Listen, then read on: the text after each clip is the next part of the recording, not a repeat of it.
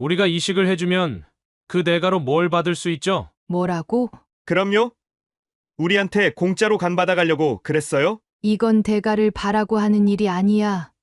너희 아버지의 생명이 아이고, 진짜 감동적이네. 우리가 원하는 건 단 하나예요. 아버지의 유언장이요. 지금 뭐라고 했니? 아버지가 모든 재산을 우리한테 남기는 유언장이요. 그리고 당신은 상속 포기각서를 써야 해요. 너희는 정말 아버지가 죽음을 앞두고 있는데 재산만 생각해? 현실적으로 생각해봐요. 우리가 외간을 기증해야 하는데 그분은 우리한테 아무것도 해준 게 없어요. 오히려 집에서 쫓아냈죠. 너희 아버지에게 직접 말해. 아버지, 우리가 생각해봤는데요. 간 이식을 해드릴 수 있어요. 하지만 한 가지 조건이 있습니다. 조건. 네. 아버지의 모든 재산을 우리 형제에게 남기는 유언장을 작성해 주셔야 해요. 그리고 심 여사님은 상속권을 포기하는 각서를 써야 합니다. 사연을 듣고 난 후 각자의 의견을 댓글로 남겨주시기 바랍니다. 사소한 댓글이라도 사연자분에게 큰 힘이 될 수 있습니다. 각색될 수 있고 사연자분의 입장에서 구성될 수 있습니다. 심숙희는 전라남도의 작은 어촌 마을에서 태어났습니다. 그녀는 어부였던 아버지와 마을 초등학교 교사였던 어머니 사이에서 외동딸로 자랐습니다. 가난하지만 사랑이 넘치는 가정환경 속에서 그녀는 어릴 때부터 똑똑하고 부지런한 아이였습니다. 아침 일찍 일어나 어머니의 밥상 차리는 일을 돕고 학교에서 돌아오면 바닷가에서 아버지의 그물망을 정리하는 일을 즐겁게 도왔습니다. 그녀의 유년기는 바다를 배경으로 펼쳐졌습니다. 파도 소리를 자장가 삼아 잠들고 갈매기 울음소리에 아침을 맞는 생활이었습니다.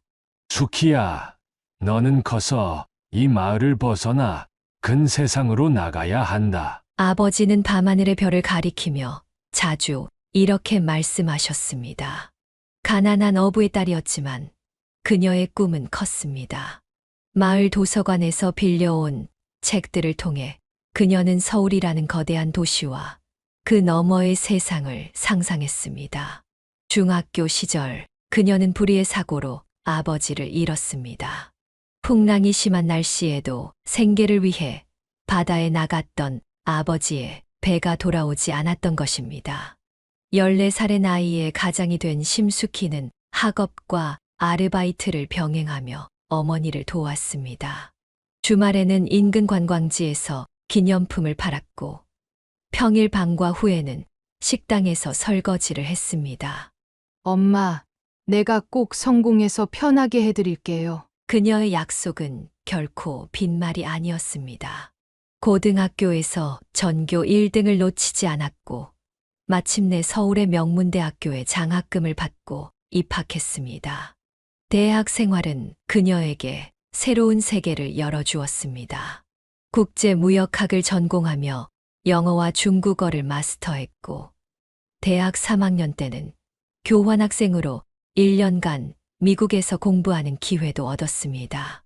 졸업 후 그녀는 국내 유명 무역회사에 입사했습니다.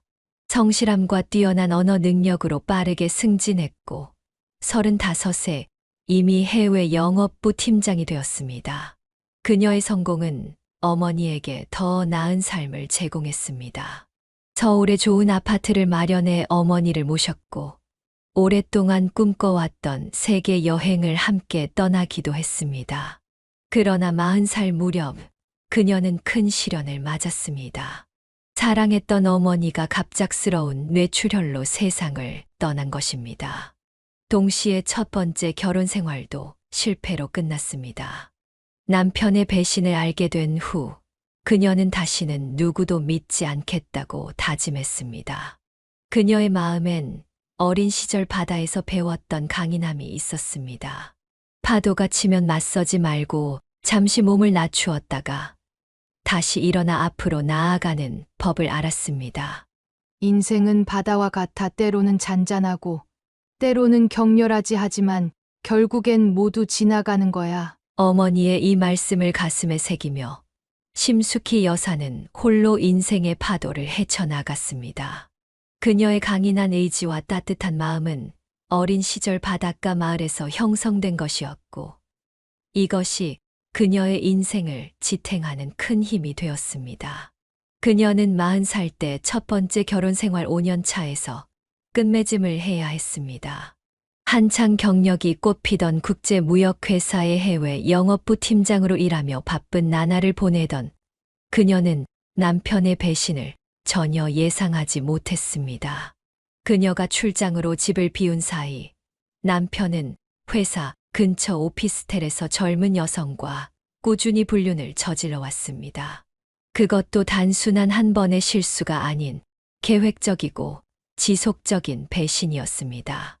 그녀가 일본과 중국을 오가며 회사의 해외 사업을 확장시키느라 온 힘을 쏟고 있을 때 그녀의 남편은 그녀의 희생을 무시한 채 다른 여자와 시간을 보내고 있었던 것입니다. 심수키 여사는 우연히 남편의 신용카드 내역을 보게 되었습니다. 같은 오피스텔 관리비가 몇 달째 청구되고 있었고, 그녀가 출장 간 날짜에 맞춰 고급 레스토랑과 호텔 사용 내역이 있었습니다. 도대체 이게 무슨 짓이에요?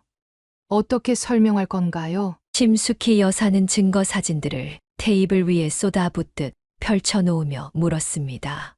남편의 얼굴이 창백하게 변했습니다. 무슨 말도 안 되는 소리를 하는 거야?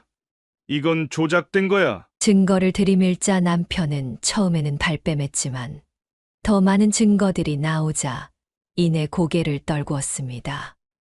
미안해. 정말 미안해. 이건 그냥 한 번의 실수였어. 심수키 여사는 차갑게 대답했습니다.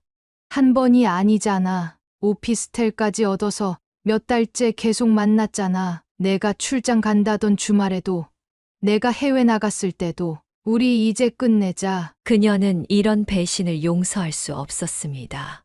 그녀가 믿고 의지했던 남편이 그녀의 등 뒤에서 이런 짓을 해왔다는 사실이 그녀의 자존심을 완전히 짓밟아 버렸습니다. 평소 꼼꼼하고 철저한 성격답게 유능한 변호사를 고용해 이혼 소송을 진행했습니다. 재판은 순조롭게 진행되었고 그녀는 상당한 위자료와 재산 분할을 받아냈습니다. 남편은 마지막까지 그녀에게 용서를 구했지만 그녀의 마음은 이미 돌아섰습니다.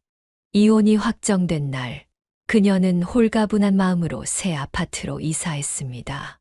넓은 창문으로 들어오는 햇살이 그녀의 새로운 시작을 축복하는 듯 했습니다. 하지만 그녀의 마음 속에는 깊은 상처가 남아 있었습니다. 이혼 후 그녀는 남성에 대한 불신으로 재혼을 생각조차 하지 않았습니다. 그녀는 자신의 일에 더욱 몰두했고 해외 시장 개척으로 회사에 큰 성과를 가져다 주며 승진을 거듭했습니다. 주말이면 요가와 클래식 음악 감상으로 마음의 평화를 찾았습니다. 사람들은 그녀를 보며 부러워했지만 아무도 그녀의 마음속 깊은 곳에 자리 잡은 외로움을 알지 못했습니다. 누가 봐도 멋지고 능력 있는 여성임에도 그녀의 마음속에는 깊은 상처가 남아 있었습니다. 이제 그녀의 인생에서 사랑이란 감정은 완전히 지워버리기로 결심했습니다. 그녀는 평생 혼자 살면서 자신의 커리어와 취미 생활에 충실하리라 다짐했습니다. 하지만 인생은 그녀가 계획한 대로 흘러가지 않았습니다.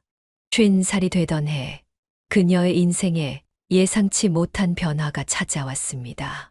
그리고 그 변화는 그녀가 절대로 기대하지 않았던 방향으로 그녀를 이끌어갔습니다. 이혼 후 심수키 여사는 철저하게 자신만의 세계를 구축했습니다.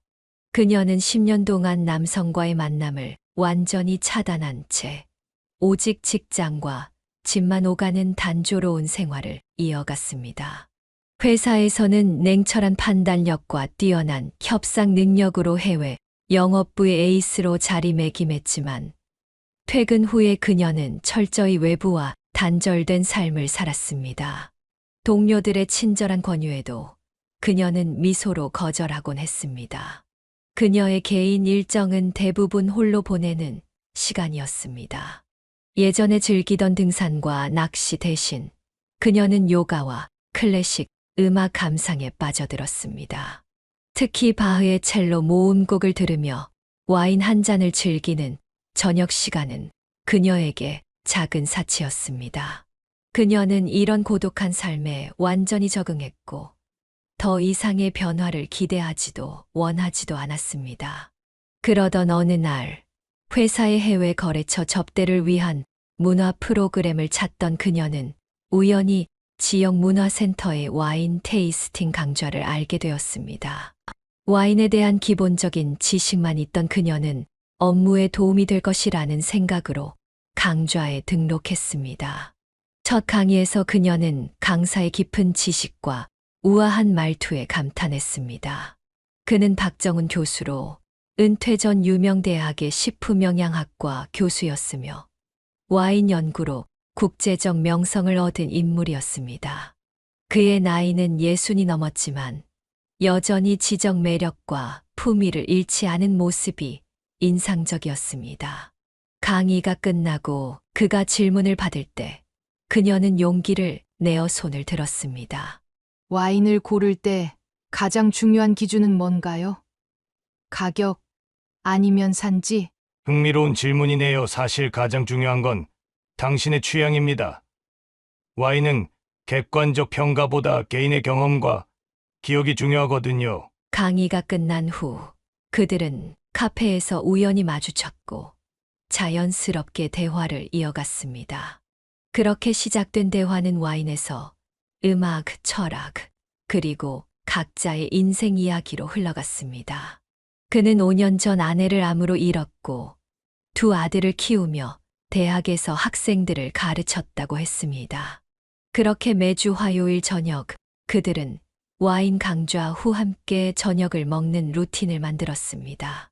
처음에는 순전히 친구로서의 만남이었지만 서서히 그 이상의 감정이 싹트기 시작했습니다. 2년이 지난 어느 날 그가 조심스럽게 마음을 고백했고 그녀도 같은 마음임을 인정했습니다. 52살에 다시 시작된 사랑은 그녀에게 새로운 활력을 불어넣었습니다. 그들은 서로의 집을 오가며 데이트를 즐겼고 6개월 후 그는 그녀에게 프로포즈했습니다. 우리 함께 살면 어떨까? 내 인생에 남은 시간을 너와 함께하고 싶어. 그녀는 망설임 없이 수락했지만 결혼 준비 과정에서 예상치 못한 문제가 생겼습니다. 바로 그의 두 아들이었습니다. 그들은 아버지의 재혼을 달가워하지 않았고 특히 심숙희 여사에 대해 선입견을 갖고 있었습니다. 그럼에도 불구하고 그들은 결혼을 밀어붙였고 작은 결혼식을 올린 후 그의 집에서 함께 살기 시작했습니다. 심숙희 여사는 새로운 가정에서의 행복을 꿈꾸었지만 그녀가 마주한 현실은 생각보다 훨씬 복잡했습니다. 결혼식 다음 날 심숙희 여사는 새 가족과의 삶을 시작하기 위해 박정훈 교수의 집으로 이사했습니다. 그녀는 새로운 가족들과 화목한 관계를 맺고 싶었지만 현실은 그리 달콤하지 않았습니다. 그녀가 들어서는 순간부터 집안의 공기는 싸늘하게 변했습니다. 남편의 두 아들 강호와 강사는 그녀를 보는 순간 얼굴을 찌푸렸습니다. 큰아들 강호는 성공한 IT 스타트업 CEO였고 작은 아들 강사는 유명 종합병원 전문의였습니다. 그들은 겉으로 보기에 성공한 인물들이었지만 아버지의 재혼에 대한 태도는 놀라울 정도로 유치했습니다. 아버지, 정말 이렇게 진행하실 거예요? 고작 2년 만난 여자랑 결혼하시겠다고요? 강호는 결혼식 전에도 여러 차례 반대 의사를 표했습니다. 그는 심숙희 여사를 향해 노골적인 의심의 눈초리를 보냈습니다. 우리 아버지가 평생 모으신 재산이 얼마인지 아세요? 당신이 왜 접근했는지 뻔히 보이니까요. 심숙희 여사는 이런 오해를 풀기 위해 여러 차례 대화를 시도했지만 번번이 무시당했습니다. 남편은 아들들을 설득하려 했지만 그들은 완고했습니다. 아이들이 조금 어려워하는 것 같아. 시간이 지나면 나아질 거야. 박정훈 교수의 낙관적인 말과 달리 상황은 나아지지 않았습니다. 오히려 그녀가 집에 들어온 후 두 아들의 태도는 더욱 노골적으로 변했습니다. 첫 주부터 그들은 그녀의 존재를 완벽하게 무시했습니다. 아침 식사 자리에서 마주쳐도 인사는커녕 눈길조차 주지 않았습니다. 그녀가 말을 걸면 대답 대신 한숨을 내쉬거나 자리를 피했습니다. 어느 날 강산이 지저분한 옷가지를 거실 소파에 던지며 말했습니다. 이거 내일까지 깨끗하게 세탁해놔요. 병원 가기 전에 필요하니까. 뭐라고? 내가 내 아녀야? 심숙희 여사가 당황해서 물었지만 강사는 이미 자기 방으로 들어가 버렸습니다. 그녀는 화가 났지만 가족 화합을 위해 참고 옷을 세탁했습니다.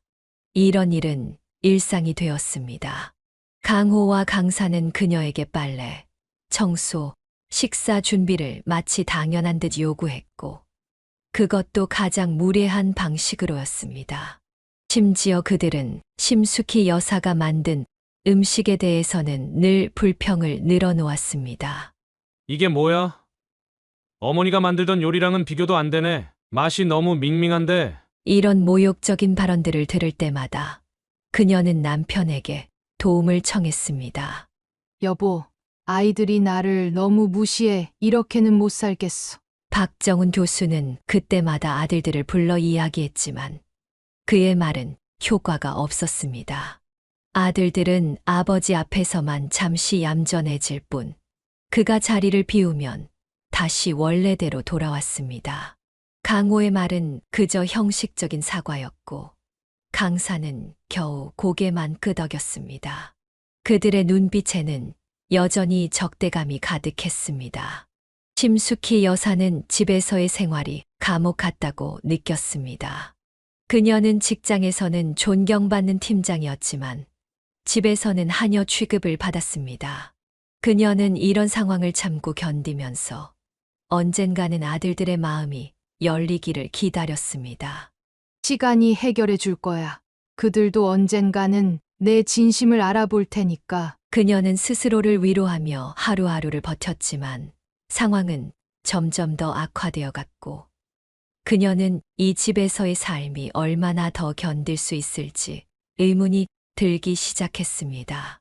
재혼 생활 3개월째 접어든 어느 토요일 오후 심숙희 여사는 남편과 함께 저녁 식사 약속이 있어 일찍 귀가했습니다.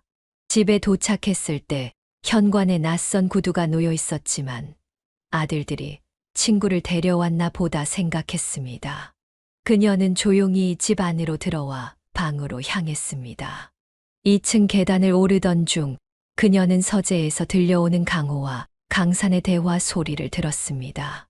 평소라면 그냥 지나쳤겠지만 자신의 이름이 언급되는 것 같아 그녀는 발걸음을 멈추었습니다. 형, 솔직히 아버지가 저 아줌마랑 결혼한 거 이해 안 돼. 저렇게 늙어 빠진 여자를 왜 데려왔는지. 강산의 목소리였습니다. 심숙희 여사는 가슴이 철렁 내려앉는 느낌이었지만 계속 귀를 기울였습니다. 내 말이 아버지가 외로우셨나 봐. 사별하시고 혼자 계시던 게 힘드셨던 거지. 그래도 저런 여자랑? 아니, 진짜 이해 안 가. 아버지 수준이 그렇게 낮았나? 두 형제는 킬킬거리며 웃었습니다. 심숙희 여사는 숨을 죽이고 더 가까이 다가갔습니다. 야, 내가 생각해봤는데 그거 아냐? 그 여자가 침대에서 뭔가 특별한 재주가 있는 거. 뭐? 말도 안 돼. 아버지랑 그 아줌마가? 어우, 생각만 해도 끔찍하다. 그런데 생각해봐. 아버지가 젊은 여자도 아니고 저런 아줌마한테 빠진 이유가 뭐겠어? 그거 말고는 설명이 안 되잖아. 형, 진짜 그럴 수도 있겠다. 아버지가 요즘 왜 그렇게 싱글벙글하고 다니시는지. 두 사람은 더럽다는 듯이 웃음을 터뜨렸습니다. 심숙희 여사는 얼굴이 화끈거리는 것을 느꼈지만 그 자리를 떠날 수 없었습니다. 근데 더 중요한 건 아버지 재산이지. 저 여자가 눈독 들이고 있을 거 아냐? 강호의 목소리가 갑자기 진지해졌습니다. 당연하지. 어머니가 평생 모은 와인 컬렉션이랑 초판본 서적들. 그리고 아버지 퇴직금이랑 부동산까지 우리 아버지 재산이 만만치 않은데 맞아. 저 여자 분명히 그거 노리고 접근한 거야. 우리가 절대 가만히 있으면 안 돼. 심숙희 여사는 그 말에 더욱 충격을 받았습니다. 그녀는 한 번도 남편의 재산에 관심을 둔 적이 없었습니다. 오히려 그녀 자신이 경제적으로 충분히 독립적이었습니다.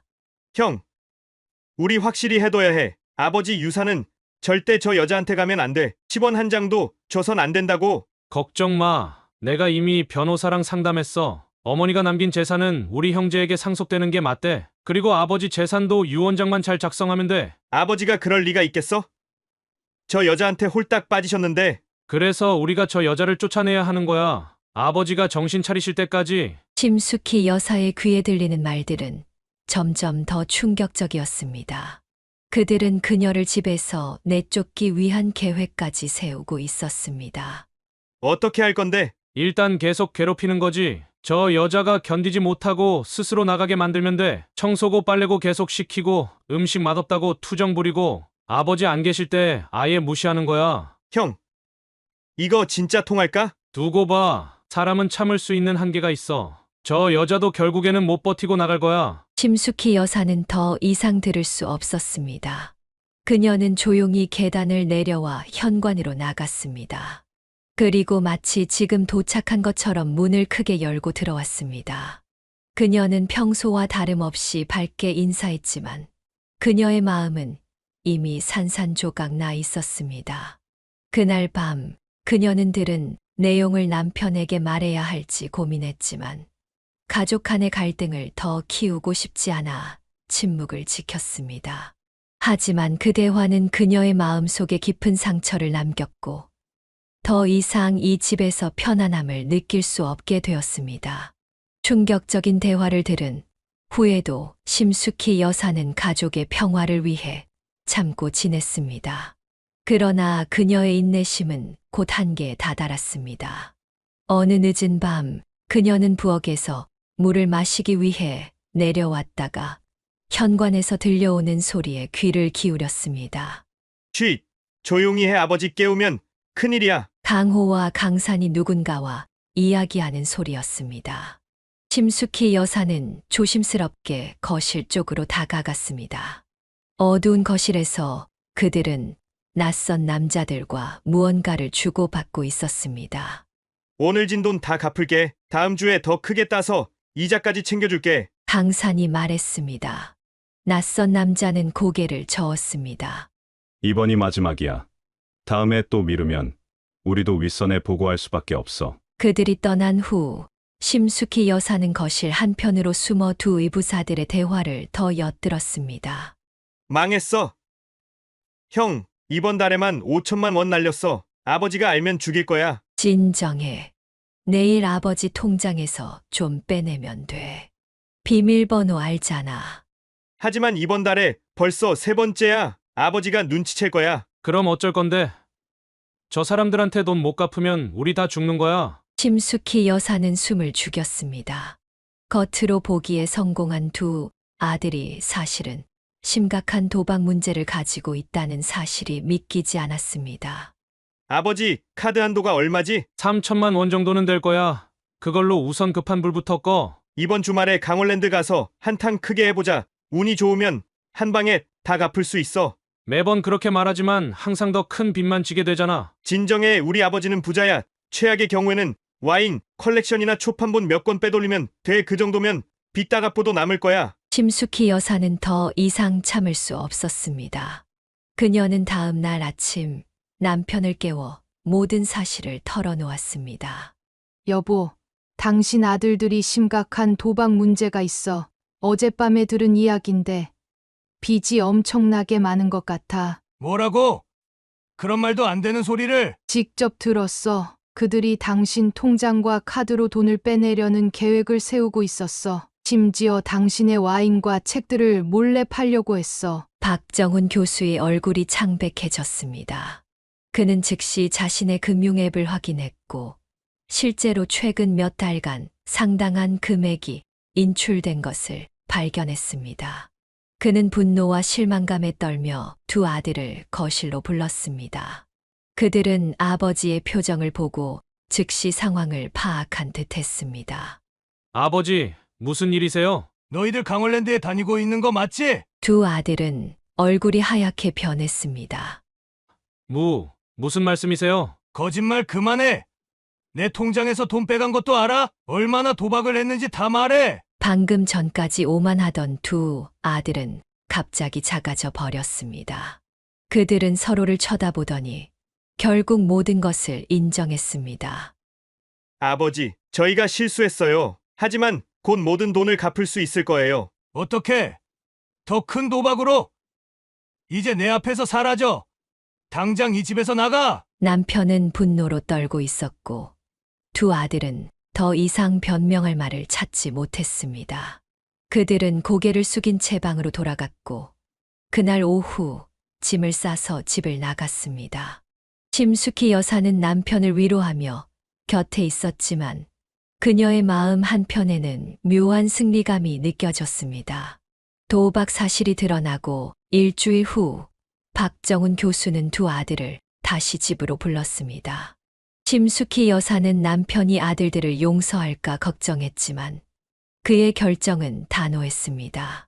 거실에 모인 가족들 사이에는 무거운 침묵이 흘렀습니다. 너희들 앞으로의 계획을 들어보고 싶구나. 박 교수가 차분하게 말했습니다. 강호가 기대에 찬 표정으로 고개를 들었습니다. 저희가 많이 반성했어요. 아버지, 이제 도박은 절대 안 할게요. 반성, 이제 와서 너희가 얼마나 많은 돈을 탕진했는지 알아? 얘 평생 모은 돈의 상당 부분이 너희 도박 빚으로 날아갔어. 하지만 아버지, 저희가 앞으로는 정말로 열심히 살게요. 강산이 끼어들었습니다. 결정했다. 너희에게 각각 아파트 한 채씩 사줄 거야. 살기 좋은 곳으로 골랐어. 하지만 그게 마지막이야. 앞으로는 용돈도 생활비도 어떤 재정적 지원도 없을 거다. 두 아들은 놀란 표정으로 서로를 바라보았습니다. 아버지, 그건 너무 갑작스러운. 선택의 여지는 없어. 너희는 이미 성인이고 화려한 학벌과 직업을 가졌잖아. 이제는 스스로 살아갈 시간이야. 이번 주말까지 짐을 다 싸도록 해. 남편의 단호한 태도에 두 아들은 더 이상 반박하지 못했습니다. 심숙희 여사는 안도의 한숨을 내쉬었지만 이것이 끝이 아니란 걸 직감했습니다. 다음 날 아침 심숙희 여사가 홀로 부엌에서 커피를 마시고 있을 때 강호와 강산이 들어왔습니다. 그들의 눈빛에서 그녀는 불길한 예감을 느꼈습니다. 좋은 아침. 좋은 아침이라 우리한테는 전혀 좋지 않은데 강호가 비꼬았습니다. 뭘 원하는 거니? 나 바쁜데. 그녀는 방어적인 태도를 취했습니다. 당신 때문에 우리가 집에서 쫓겨나게 생겼어. 강산이 날카롭게 말했습니다. 아버지한테 우리 얘기 고자질한 거 당신이지? 너희가 도박하는 거 내가 직접 들었어. 너희 아버지가 알아야 할 권리가 있었어. 누가 당신 보고 참견하래. 우리 가족 일에 끼어들지 마. 당신은 우리 가족이 아니야. 난 너희 아버지의 아내야. 그리고 너희가 그분의 돈을 훔쳐 도박하는 걸 가만히 볼 순 없었어. 뭐? 당신이 뭔데 우리를 판단해? 강산이 테이블을 내리쳤습니다. 당신 같은 늙은 여우가 우리 아버지 돈 노리고 접근한 거 우리가 모를 줄 알아? 심숙희 여사는 분노로 얼굴이 붉어졌습니다. 나는 돈 때문에 너희 아버지와 결혼한 게 아니야. 나도 내 직업이 있고 내 수입이 있어. 그래? 그럼 왜 결혼했어? 어머니가 돌아가시고 외로운 노인네를 등쳐먹으려고? 이봐, 입 조심해. 내가 너희 아버지를 얼마나 사랑하는지. 역겨워. 강호가 그녀의 말을 자르며 냉소적으로 말했습니다. 당신 나이에 사랑? 웃기지 마. 우린 당신 진짜 모습을 알아. 그리고 언젠가 아버지도 알게 될 거야. 그들은 끔찍한 비속어를 쏟아내며 그녀를 모욕했고 심숙희 여사는 눈물을 참으며 그 자리를 피했습니다. 그녀는 남편에게 이 일을 말할까 고민했지만 더 큰 갈등을 원치 않아 입을 다물었습니다. 주말에 두 아들은 짐을 싸서 새 아파트로 이사했습니다. 박 교수는 약속대로 아파트 열쇠를 주고 마지막 인사를 건넸습니다. 그들이 떠난 후 집안에는 묘한 평화가 찾아왔습니다. 심숙희 여사와 박 교수는 오랜만에 평온한 시간을 보낼 수 있었습니다. 그러나 한 달도 채 지나지 않아 강호와 강산이 다시 찾아왔습니다. 그들의 얼굴에는 절박함이 역력했습니다. 아버지, 생활비가 필요해요. 강호가 머뭇거리며 말했습니다. 뭐야? 생활비가 왜 모자른 거냐? 회사가 어려워?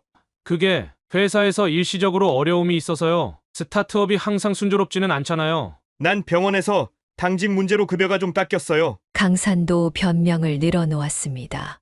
박 교수는 그들의 말을 믿지 않았습니다. 그는 이미 지인을 통해 두 아들이 직장에 제대로 나가지 않고 있다는 소식을 들었습니다. 그들은 여전히 도박에 빠져 있었고 새 아파트를 담보로 대출까지 받은 상태였습니다. 돈 없다. 이제 너희는 스스로 살아가라. 아버지, 어떻게 이러실 수 있어요? 우리가 굶어 죽으면 좋겠어요. 직업을 가진 성인이 왜 굶어 죽어? 책임감을 배울 때가 됐다. 두 아들은 문을 쾅 닫고 나가며 심숙희 여사를 원망스러운 눈으로 노려보았습니다. 그들의 눈빛에는 이 모든 건 내 탓이다라는 메시지가 담겨 있었습니다. 이후에도 그들은 종종 찾아와 돈을 요구했지만 박 교수는 단 한 번도 흔들리지 않았습니다. 그리고 심숙희 여사를 향한 두 아들의 적대감은 날이 갈수록 깊어갔습니다. 아들들이 독립한 지 2달이 지났습니다. 집에는 평화가 찾아왔지만 심숙희 여사의 마음은 점점 무거워졌습니다. 그녀는 비록 아들들이 자신을 미워했지만 어쩐지 그들의 안위가 걱정되었습니다. 특히 밤마다 한숨을 내쉬는 남편을 보며 그녀의 마음은 더욱 복잡해졌습니다. 어느 밤 그녀는 테라스에서 홀로 와인을 마시고 있는 남편에게 다가갔습니다.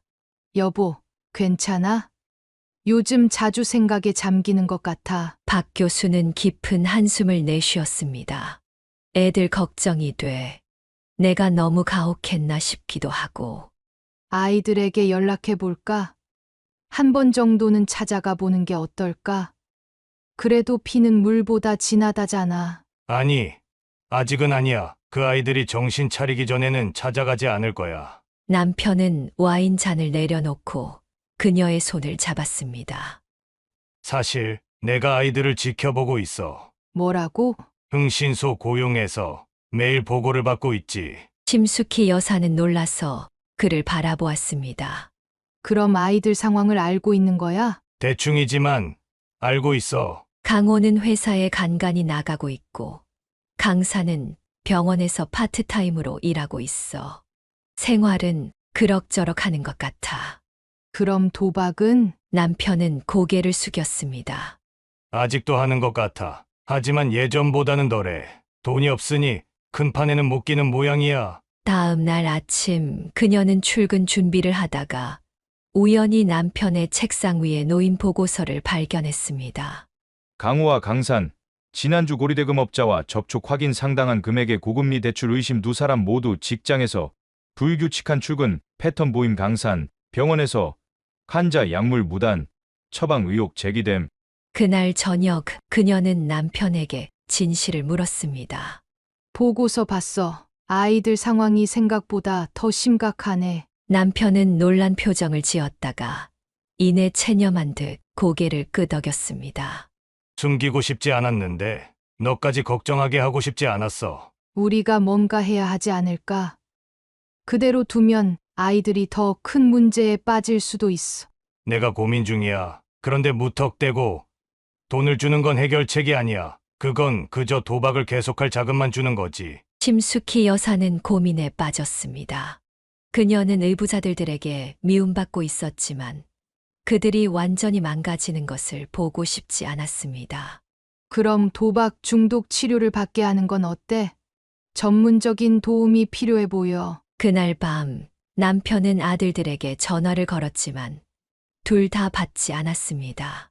문자도 읽지 않았고 이메일도 확인하지 않았습니다. 마치 의도적으로 연락을 피하는 것 같았습니다. 여보, 내가 한번 가볼까? 심숙희 여사가 제안했습니다.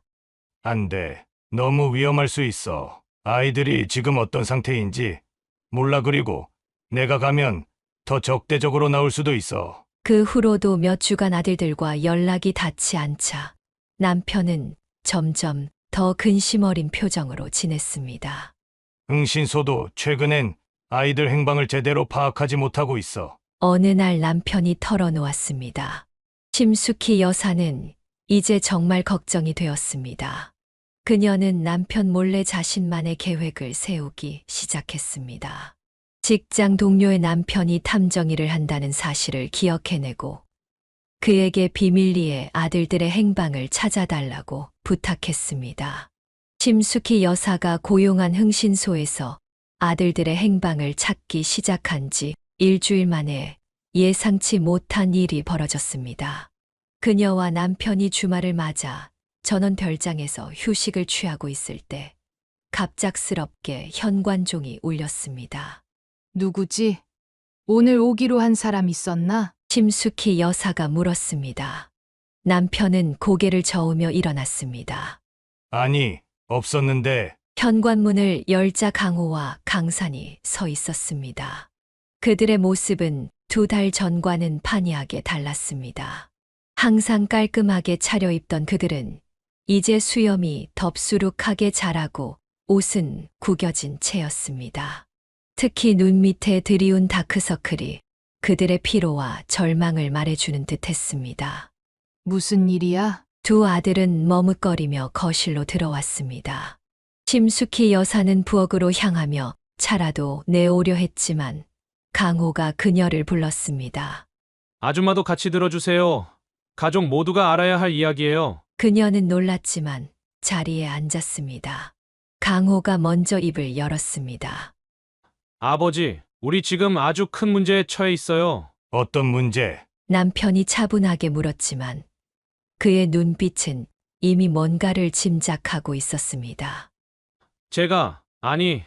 우리가 아파트를 담보로 대출을 받았어요. 얼마나? 각각 3억씩이요. 남편은 잠시 말을 잃었습니다. 그가 아들들에게 사준 고급 아파트는 각각 7억 원대였습니다. 그 돈으로 뭘 했지? 남편이 무거운 목소리로 물었습니다. 강산이 고개를 숙이며 대답했습니다. 도박도 했고 비트코인 같은 가상화폐도 투자했고 해외 선물도 좀 결과는? 다 잃었어요. 그리고 지금 아파트가 경매로 넘어갈 위기에 처해 있어요. 이자도 못 갚고 있거든요. 심숙희 여사는 충격의 말을 잊지 못했습니다. 탐정이 알려준 내용보다 상황이 훨씬 심각했습니다. 그래서 우리한테 뭘 바라는 거지? 아버지, 저희 좀 도와주세요. 학술 연구 기금 명목으로라도. 제가 시장 조사를 해보니 새로운 AI 스타트업이 유망해 보여요. 거기에 투자하면. 또 투자? 넌 아직도 도박 중독에서 벗어나지 못한 거야! 아니에요. 아버지, 이건 정말 확실한 정보예요. 수익률이 300%까지 올라갈 수 있대요. 강호야, 그런 높은 수익률을 약속하는 건 대부분 사기야. 당신은 끼어들지 말라고! 이건 우리 가족 문제라고! 남편이 단호하게 고개를 저었습니다. 죽기는 내 아내고 이 가족의 일원이야. 그리고 내 대답은 아니오다. 돈 한 푼도 줄 수 없어. 아버지! 강산이 벌떡 일어났습니다. 우리가 길바닥에 나앉게 생겼는데 그냥 보고만 계실 거예요? 그건 너희 선택의 결과야. 너희는 성인이고 스스로 선택한 길이니 그 결과도 책임져야지. 와, 정말 멋진 아버지시네요. 강호가 비웃었습니다. 자식이 죽어가도 모른 척 하실 건가요? 죽어가다니 오버하지 마. 도박 빚 때문에 아파트 잃는 건 죽는 게 아니야. 다시 시작하면 돼. 직장도 있잖아. 강산이 쓴웃음을 지었습니다. 제가 병원에서 약물 무단 처방 의혹으로 정직 처분받은 거 알고 계세요? 형도 회사가 망해가는 중이고요. 남편은 잠시 충격을 받은 듯했지만 곧 마음을 다잡았습니다. 그래도 내 대답은 변함없어. 돈으로 너희를 도울 수는 없어. 아버지가 나으셨으면 책임을 져야 하는 거 아닌가요? 강호가 따졌습니다. 우리가 이 세상에 태어나길 원한 적 없어요. 아버지가 원해서 우리를 낳은 거잖아요. 너희는 30이 넘은 성인들이야. 부모의 책임엔 한계가 있어. 게다가 나는 너희를 성인이 될 때까지 최선을 다해 키웠어. 좋은 교육도 받게 했고 시작할 자본도 충분히 줬지. 이제는 너희 스스로 살아갈 시간이야. 두 아들은 분노와 좌절감에 차서 자리에서 일어났습니다. 그들은 심숙희 여사를 원망스러운 눈으로 쳐다보았습니다. 다 당신 때문이에요. 당신이 우리 가족을 망쳤어요. 그만해. 수키는 아무 잘못도 없어. 오히려 너희가 그녀에게 사과해야 할 판이야. 뭐라고요? 저 여우한테 사과하라고요? 당장 나가. 내 앞에서 사라져. 두 아들은 더 이상 말을 하지 않고 문을 쾅 닫고 나갔습니다. 심숙희 여사는 남편의 손을 잡았습니다. 정말 괜찮은 거야? 만약 아이들이 정말 위험에 처하면 걱정 마. 남편이 그녀의 손을 꼭 쥐었습니다. 내가 아들들을 지켜보고 있을 거야. 하지만 그들이 책임감을 배우기 전에는 돈으로 도울 수 없어. 그건 오히려 그들을 망치는 일이니까. 심숙희 여사는 남편의 결정을 존중했지만 그녀의 마음 한편에서는 불안감이 자라고 있었습니다. 그녀는 아들들이 어떤 극단적인 선택을 할지, 또 그들이 얼마나 깊은 수렁에 빠져 있는지 걱정되었습니다. 아들들의 방문 이후 한 달이 지났습니다. 심숙희 여사와 남편은 일상을 되찾으려 노력했지만 무언가 불길한 그림자가 그들 위에 드리워진 듯했습니다. 특히 남편은 최근 들어 점점 더 피곤해 보였고 식욕도 줄어들었습니다. 어느 아침 심숙희 여사는 남편이 잠든 사이 몰래 일어나 아침 식사를 준비하고 있었습니다. 따뜻한 죽과 신선한 과일을 정성스럽게 차린 후 그녀는 남편을 깨우러 침실로 향했습니다. 여보, 일어나 아침 준비됐어. 그녀가 부드럽게 불렀지만 남편은 평소와 달리 신음소리를 내며 천천히 몸을 일으켰습니다.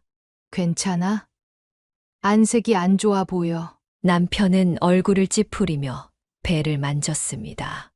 윗배가 좀 아파. 소화가 안 되는 것 같아. 심숙희 여사는 걱정이 되었지만 남편이 괜찮다며 그저 가벼운 소화불량이라고 주장했기에 더 이상 말하지 않았습니다. 그러나 그날 오후 남편이 갑자기 얼굴이 창백해지며 식은땀을 흘리기 시작했습니다. 여보, 정말 괜찮아? 너무 안색이 안 좋아. 심숙희 여사가 다가가 남편의 이마를 짚었습니다. 열은 없었지만 남편은 고통스러운 표정을 지으며 배를 감싸 안았습니다. 아파 전보다 더 심해졌어. 병원에 가보자. 내가 운전할게. 그녀는 더 이상 지체하지 않고 남편을 차에 태워 서울의 유명 대학병원 응급실로 향했습니다. 응급실 의사는 간단한 검사 후 바로 추가 검사를 지시했습니다. 박 교수님, CT 촬영을 해봐야 할 것 같습니다. 간 부위에 이상이 있는 것 같아요. 남편과 심숙희 여사는 불안한 마음으로 검사 결과를 기다렸습니다. 마침내 주치의가 심각한 표정으로 상담실로 그들을 불렀습니다. 결과가 나왔습니다. 박 교수님, 유감스럽게도 간에 상당히 큰 종양이 발견됐습니다. 의사의 목소리가 멀리서 들리는 것 같았습니다. 심숙희 여사는 귀를 의심했습니다. 종양이요? 어떤? 간암입니다. 그것도 상당히 진행된 상태입니다. 사기로 판단됩니다. 심숙희 여사는 순간 다리에 힘이 빠지는 것을 느꼈습니다. 남편은 충격을 받은 듯 아무 말도 하지 못했습니다. 치료 방법은 있나요? 현재 상태로는 항암 치료를 시작할 수 있지만 완치를 기대하기는 어렵습니다. 가장 효과적인 방법은 간 이식입니다. 간 이식이요?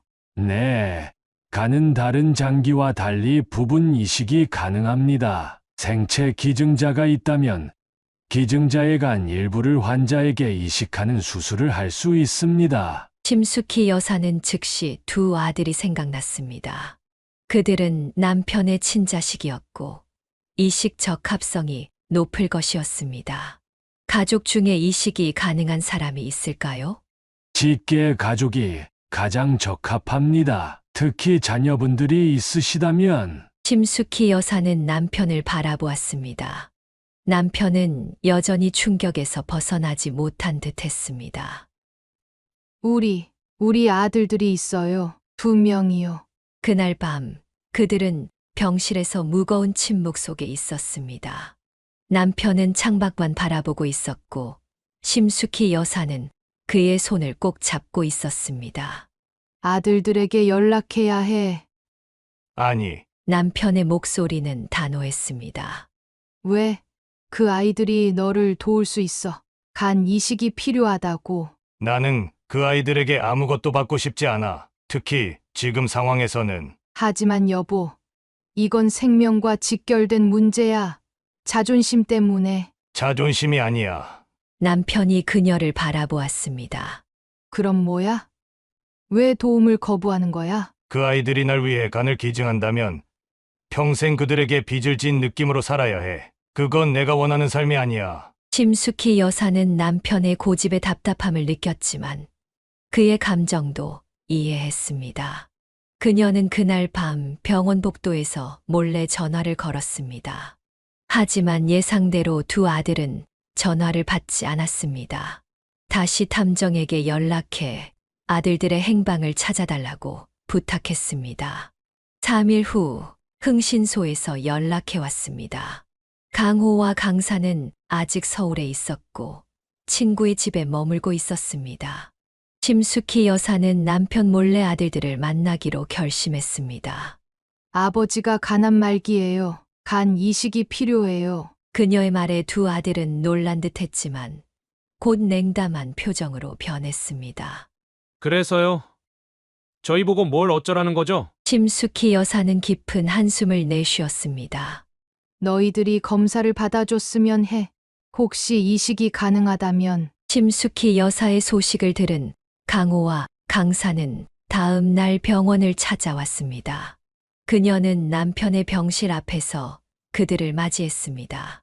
두 아들의 얼굴에는 걱정보다는 계산적인 표정이 역력했습니다. 아버지 상태가 어떤데요? 강호가 냉랭하게 물었습니다. 많이 안 좋아. 의사 말로는 간 이식만이 유일한 희망이래. 심숙희 여사는 조심스럽게 대답했습니다. 그들이 아버지의 상태를 걱정해 주기를 바라는 마음이 있었습니다. 암이 많이 진행됐다면서요? 강산이 물었습니다. 응, 사기야.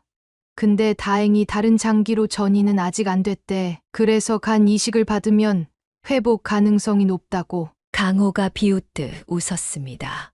재미있네요. 우리를 내쫓더니 이제 와서 간을 달라고? 심숙희 여사는 당혹스러웠습니다. 이건 단순한 문제가 아니야. 너희 아버지 생명이 위험해. 그래서요? 그게 우리랑 무슨 상관이죠? 강산이 차갑게 대꾸했습니다. 너희는 그분의 아들들이잖아. 어떻게 그런 말을. 강호가 그녀의 말을 자르며 병실로 향했습니다. 한번 보고 싶네요. 우리 아버지가 어떤 상태인지. 그들이 병실에 들어서자 남편은 놀란 표정으로 그들을 바라보았습니다. 창백한 얼굴로 누워있는 남편의 모습에 두 아들도 잠시 충격을 받은 듯 했습니다. 아버지, 강호가 침대 옆으로 다가갔습니다. 너희 왜 왔니? 남편이 힘없는 목소리로 물었습니다. 저 아줌마한테 들었어요. 아버지 상태. 그래. 하지만 내가 너희에게 도움을 청한 건 아니야. 남편은 여전히 자존심을 내세웠습니다.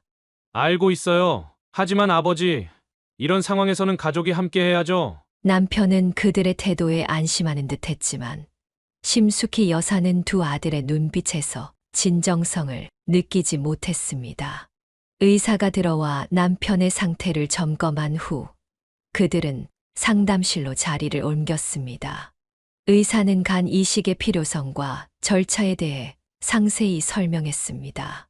두 분이 아드님이시라면 검사를 받아보는 게 좋을 것 같습니다. 친가족은 이식 적합성이 높거든요. 의사가 나간 후 두 아들은 갑자기 태도를 바꾸었습니다. 우리가 이식을 해주면 그 대가로 뭘 받을 수 있죠? 강호가 직설적으로 물었습니다. 뭐라고? 심숙희 여사가 놀라 되물었습니다. 그럼요? 우리한테 공짜로 간 받아가려고 그랬어요? 강산이 비웃었습니다. 이건 대가를 바라고 하는 일이 아니야. 너희 아버지의 생명이 아이고, 진짜 감동적이네. 강호가 조롱했습니다. 우리가 원하는 건 단 하나예요. 아버지의 유언장이요. 심숙희 여사는 충격의 말을 잊지 못했습니다. 지금 뭐라고 했니? 아버지가 모든 재산을 우리한테 남기는 유언장이요. 그리고 당신은 상속 포기각서를 써야 해요. 그들의 차가운 계산에 심숙희 여사는 분노가 치밀었습니다. 너희는 정말 아버지가 죽음을 앞두고 있는데 재산만 생각해? 현실적으로 생각해봐요. 우리가 외간을 기증해야 하는데 그분은 우리한테 아무것도 해준 게 없어요. 오히려 집에서 쫓아냈죠. 강산이 냉정하게 말했습니다. 심숙희 여사는 더 이상 참을 수 없었습니다. 너희 아버지에게 직접 말해. 그들은 다시 병실로 향했습니다. 남편은 잠시 눈을 감고 있다가 그들이 들어오자 천천히 눈을 떴습니다. 아버지, 우리가 생각해봤는데요. 강호가 시작했습니다. 간 이식을 해드릴 수 있어요. 하지만 한 가지 조건이 있습니다. 조건. 남편이 힘없이 물었습니다. 네. 아버지의 모든 재산을 우리 형제에게 남기는 유언장을 작성해 주셔야 해요. 그리고 심 여사님은 상속권을 포기하는 각서를 써야 합니다. 남편의 얼굴에 분노가 스쳤습니다. 지금 내 병을 이용해 협박하는 거냐? 협박이 아니라 거래죠. 아버지, 강산이 냉정하게 말했습니다. 물러가라. 당장 내 앞에서 사라져. 남편이 갑자기 소리쳤습니다. 아버지, 진정하세요. 건강에 안 좋아요. 너희는 내 아들이 아니야. 어서 나가. 아버지, 그러지 마세요. 우리가 간을 기증할 유일한 사람들이에요. 필요 없어. 차라리 죽는 게 낫다. 남편의 단호한 태도에 두 아들은 잠시 당황했지만 곧 태도를 바꿨습니다. 좋아요. 그럼 아버지 혼자 죽어가세요. 하지만 알아두세요. 아버지 재산은 이미 심여사 앞으로 넘어갔다고 해도 우리가 법적으로 문제 삼을 거예요. 그들이 나가자 남편은 힘이 빠진 듯 침대에 기대었습니다. 심숙희 여사는 그의 손을 잡고 위로했지만 마음속으로는 이 상황을 어떻게 해결해야 할지 막막했습니다. 병원에서의 충격적인 만남 이후 심숙희 여사는 이틀 동안 잠을 이루지 못했습니다. 그녀는 남편의 병실에 앉아 그의 창백한 얼굴을 지켜보며 온갖 생각을 했습니다. 결국 그녀는 어려운 결정을 내렸습니다. 남편의 생명이 재산보다 중요했습니다. 그녀는 남편 몰래 두 아들에게 연락했습니다. 이야기하고 싶은 게 있으니 조용히 만났으면 좋겠다. 심숙희 여사의 문자에 강호가 곧바로 답장을 보냈습니다. 어디서? 그녀는 강남의 조용한 고급 레스토랑을 제안했고 그날 저녁 두 아들을 따로 만났습니다. 강호가 먼저 도착해 있었습니다.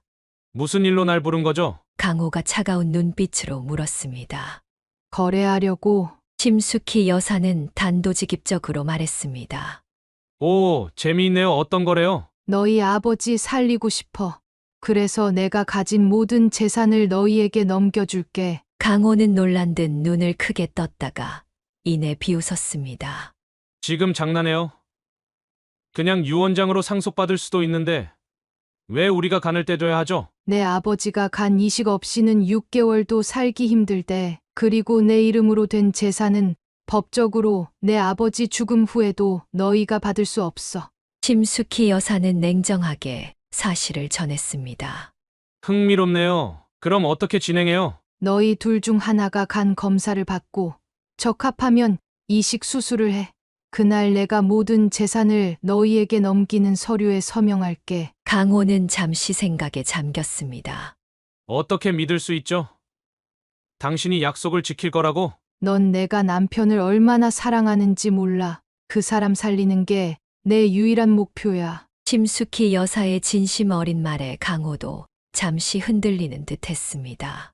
그때 강산이 도착했고 강호는 동생에게 제안을 설명했습니다. 어때? 할 만한 거래 같지 않아? 너무 좋아서 의심스러울 정도네. 강산이 의심의 눈초리로 심숙희 여사를 보며 말했습니다. 우리가 먼저 검사를 받고 적합하다고 결과가 나와야 재산을 넘기는 거죠? 그래. 수술 당일에 모든 서류 작업을 마치기로 하자. 강호와 강산은 서로 눈빛을 교환했습니다. 좋아요. 내가 검사 받을게요. 강호가 마침내 말했습니다. 다음 날 강호는 병원에서 검사를 받았고 결과는 적합했습니다. 수술 날짜가 일주일 후로 잡혔습니다. 심숙희 여사는 남편에게 거짓말을 했습니다. 여보, 강호가 자발적으로 간 이식을 해주기로 했어. 남편은 믿기지 않는다는 표정을 지었습니다. 정말 그 아이가 왜 그런 결정을 했지? 마음이 바뀐 모양이야. 내가 아프다는 소식에 정신을 차린 것 같아. 남편은 여전히 의심스러워했지만 희망의 빛이 보이자 수술 준비를 시작했습니다. 심숙희 여사는 변호사를 통해 모든 재산 이전 서류를 준비했습니다. 수술 당일 아침 심숙희 여사는 병원 근처 카페에서 두 아들과 만났습니다. 강호는 이미 수술 전 준비를 마친 상태였습니다. 자, 여기 모든 서류예요. 심숙희 여사가 두꺼운 서류 뭉치를 테이블 위에 올려놓았습니다. 다 확인해봐. 강호와 강사는 서류를 꼼꼼히 살펴보았습니다. 음료수 드세요. 강산이 심숙희 여사에게 비타민 음료를 건넸습니다. 긴장되시죠? 이거 마시면 좀 진정될 거예요. 심숙희 여사는 고마운 마음에 음료를 받아 한 번에 마셨습니다. 그들은 서류 작업을 계속했지만 10분 후 그녀는 갑자기 심한 졸음을 느꼈습니다. 이상하네. 너무 졸린데. 그녀의 목소리가 점점 약해졌습니다. 아, 그거 수면제가 들어있어요. 걱정 마세요. 죽지는 않아요. 강산이 차갑게 웃으며 말했습니다. 왜? 수술은? 수술? 누가 진짜로 수술할 거라고 했어요? 강호가 비웃었습니다. 우리는 재산만 챙기면 돼요. 아버지는? 글쎄요. 운이 좋으면 다른 기증자를 찾을 수도 있겠죠? 심숙희 여사는 말을 하려 했지만 의식이 점점 흐려졌습니다. 마지막으로 본 것은 두 아들이 모든 서류를 가방에 넣는 모습이었습니다. 그녀가 다시 눈을 떴을 때는 이미 오후 3시였습니다. 수술 예정 시간이 2시간이나 지나 있었습니다. 그녀는 황급히 병원으로 달려갔지만 강호는 어디에도 보이지 않았습니다. 남편의 병실에 도착하자 의사와 간호사들이 혼란스러운 표정으로 서 있었습니다. 심 여사님, 어디 계셨어요? 강호 씨가 수술 직전에 사라졌어요. 심숙희 여사는 그 자리에 주저앉고 말았습니다. 그녀는 모든 것을 잃었습니다. 남편의 생명을 구할 기회와 모든 재산까지. 그리고 그날 밤 두 아들이 이미 해외로 출국했다는 소식을 들었습니다. 심숙희 여사는 병원 복도에 주저앉아 아무것도 할 수 없는 절망감에 빠졌습니다. 두 아들은 그녀의 모든 재산을 가지고 사라졌고 남편은 시간이 갈수록 상태가 악화되고 있었습니다. 그녀는 불현듯 자신이 이 모든 상황의 원인이라는 생각에 괴로웠습니다. 내가 너무 경솔했어. 그 아이들을 믿으면 안 됐는데. 병실로 돌아간 그녀는 남편에게 모든 사실을 털어놓았습니다. 남편은 처음에는 충격을 받았지만 이내 그녀의 손을 꼭 잡아주었습니다. 괜찮아. 내가 날 살리려고 한 거잖아. 심숙희 여사는 즉시 행동에 나섰습니다. 우선 자신이 간 기증자가 될 수 있는지 검사를 받았지만 적합하지 않다는 결과가 나왔습니다. 다음으로 그녀는 2명의 탐정을 고용해 아들들의 행방을 추적했고 동시에 병원 네트워크를 통해 간 기증자를 찾기 위해 노력했습니다. 한 주가 지났을 때 남편의 상태는 급격히 악화되었습니다. 의사들은 더 이상 시간이 없다고 경고했습니다. 심숙희 여사는 마지막 희망으로 병원 측에 간 이식 대기자 명단에 우선순위를 높여달라고 간청했습니다. 그러던 어느 새벽 병원에서 급한 전화가 왔습니다. 심 여사님, 지금 바로 병원으로 오셔야 합니다. 중요한 소식이 있습니다. 병원에 도착한 그녀를 의사가 긴급히 상담실로 불렀습니다. 심 여사님, 믿기 힘든 소식이 있습니다. 의사의 표정이 복잡했습니다. 태국과 말레이시아 국경 근처에서 한국인 2명이 탄 차량이 심각한 사고를 당했습니다. 강호 씨는 뇌사 상태이고 강산 씨는 현장에서 사망했습니다. 우리 아들들이요? 심숙희 여사는 충격의 말을 잊지 못했습니다. 네. 현지 병원에서 강호 씨의 생명 유지 장치를 가동 중입니다. 그의 신분증에 장기 기증 의사 표시가 있어 현지 병원에서 연락해 왔습니다. 한국 영사관이 확인 후 저희에게 알려줬습니다. 그럼 간 이식이 네, 가능합니다. 강호 씨가 뇌사 상태이지만 장기는 건강합니다. 이식을 위해 그를 긴급 이송하고 있습니다. 법적 절차는 영사관에서 진행 중입니다. 심숙희 여사는 복잡한 감정에 휩싸였습니다. 그녀의 의부자들이 뇌사 상태라는 비극적인 소식과 함께 남편을 살릴 수 있다는 희망이 동시에 찾아온 것입니다. 인생이 참 아이러니하네요. 의사가 말했습니다. 강호 씨가 생전에 거부했던 간 이식이 이제 가능해졌습니다. 다음 날 강호는 서울로 이송되었고 장기 기증 절차가 시작되었습니다. 심숙희 여사는 남편에게 이 복잡한 상황을 설명했습니다. 남편은 깊은 슬픔에 잠겼지만 수술에 동의했습니다. 내 아들이 마지막으로 나에게 생명을 주는군. 수술은 성공적으로 진행되었습니다. 강호의 간은 남편의 몸에 잘 적응했고 의사들은 예후가 매우 좋다고 했습니다. 회복 기간 동안 심숙희 여사는 변호사를 통해 아들들이 가져간 재산에 대한 법적 조치를 취했습니다. 다행히 대부분의 재산은 해외 계좌에 동결된 상태였고 법원의 명령으로 되찾을 수 있었습니다. 심숙희 여사는 남편의 손을 꼭 잡았습니다. 그녀는 아들들의 비극적인 운명을 슬퍼하면서도 한편으로는 그것이 인과응보라고 생각했습니다. 강호가 뇌사 판정을 받고 간 이식이 이루어진 후 그의 생명 유지 장치는 결국 꺼졌습니다. 심숙희 여사는 두 의부사들의 장례 준비를 맡았습니다. 남편은 아직 회복 중이었기에 그녀가 모든 절차를 진행했습니다. 태국에서 사망한 강산의 시신도 한국으로 이송되어 두 형제의 장례식이 함께 치러졌습니다. 장례식장에는 예상과 달리 많은 사람들이 찾아왔습니다. 대부분은 두 형제의 친구들과 지인들이었습니다. 그중 한 여성이 심숙희 여사에게 다가왔습니다. 저는 민지라고 해요. 강우 씨의 약혼녀였어요. 심숙희 여사는 놀라서 그녀를 바라보았습니다. 약혼녀요? 처음 들어요. 민지는 슬픈 미소를 지었습니다.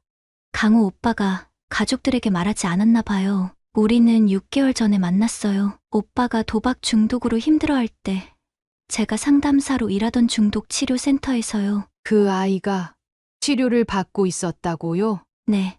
강산 씨와 함께요. 두 분 다 정말 열심히 노력하고 있었어요. 특히 강우 오빠는 변하고 싶어 했어요. 심숙희 여사는 충격을 받았습니다. 그녀가 알던 강호와는 전혀 다른 모습이었습니다. 마지막으로 오빠를 만났을 때 아버지에게 사과하고 싶다고 했어요. 그동안 자신이 얼마나 어리석었는지 깨달았다고. 민지의 눈에서 눈물이 흘러내렸습니다. 그런데 갑자기 태국으로 떠난다고 하더라고요. 무슨 일인지 물었지만 대답하지 않았어요. 그저 돌아오면 모든 걸 설명해 주겠다고. 심숙희 여사는 가슴이 아팠습니다. 그녀는 강호가 재산을 가지고 도망친 사실을 민지에게 말하지 않았습니다. 그저 그녀의 손을 잡아주었습니다. 장례식 후 강호의 아파트를 정리하던 중 심숙희 여사는 책상 서랍에서 편지 한 통을 발견했습니다. 봉투에는 아버지께라고 적혀 있었습니다. 그녀는 남편에게 그 편지를 전했습니다. 남편이 편지를 읽자 그의 눈에서 눈물이 흘러내렸습니다. 아들이 사과하고 싶었대. 그리고 본인이 변했다는 걸 증명하고 싶었대. 심숙희 여사는 남편 옆에 앉아 편지를 함께 읽었습니다. 강호는 자신의 잘못을 인정하고 도박 중독 치료를 받고 있다고 썼습니다. 그리고 아버지의 재산을 되찾아 돌려드리겠다는 약속도 있었습니다. 그런데 왜 갑자기 태국으로 간 걸까? 심숙희 여사가 의아해했습니다. 답은 몇 주 후 태국 경찰의 수사 결과에서 나왔습니다. 강호와 강사는 사실 그들이 이전에 거래했던 불법 도박 조직을 신고하기 위해 태국으로 갔다는 것이었습니다. 그들은 경찰에 협조하여 증거를 수집하던 중 조직에게 발각되어 쫓기다가 사고를 당한 것으로 밝혀졌습니다. 결국 그 아이들은 잘못을 바로잡으려고 했던 거였군요. 남편이 흐느꼈습니다. 심숙희 여사는 이제야 모든 것이 이해되었습니다. 그들이 자신의 재산을 가져간 것은 도박 조직에 접근하기 위한 미끼였을 수도 있었습니다. 두 형제는 진정으로 변화하려 했지만 운명이 그들을 비극적인 결말로 이끌었습니다. 회복 후 남편과 심숙희 여사는 도시 생활을 정리하고 한적한 전원주택으로 이사했습니다. 그들은 매년 두 아들의 기일에 작은 추모식을 엽니다. 강호의 간을 통해 생명을 얻은 남편은 이제 아들의 일부가 자신 안에 살아있다는 사실에 위안을 얻습니다. 그들의 전원주택 뒷뜰에는 두 그루의 어린 나무가 자라고 있습니다. 두 아들을 상징하는 나무들이 햇빛을 받으며 천천히 하지만 확실하게 자라나고 있습니다. 사연을 듣고 댓글을 남겨주시기 바랍니다. 사소한 의견일지라도 사연자분에게는 큰 힘이 됩니다. 노골적인 악성 댓글은 사연자분에게 상처가 될 수 있으니 삼가주시기 바랍니다.